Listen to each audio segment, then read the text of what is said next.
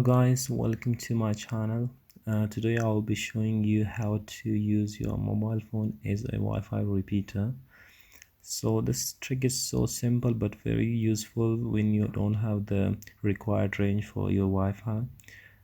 So basically you can use your mobile phone as a Wi-Fi repeater. As you can see, I have my Samsung Galaxy S8 Android 9.0. So you just need to connect to the Wi-Fi, which currently I'm running on Wi-Fi. Click mobile hotspot.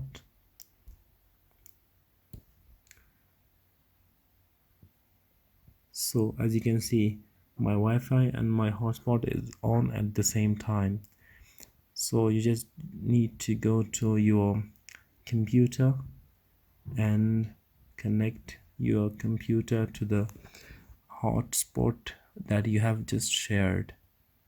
So I'm going to connect it right now. As you can see that my laptop is not connected to any Wi-Fi or internet connection. Here's my phone. So you just need to click on this, type your password, which I already did. Just click connect, wait for a few seconds, it will get connected. Now you can see you will have internet access.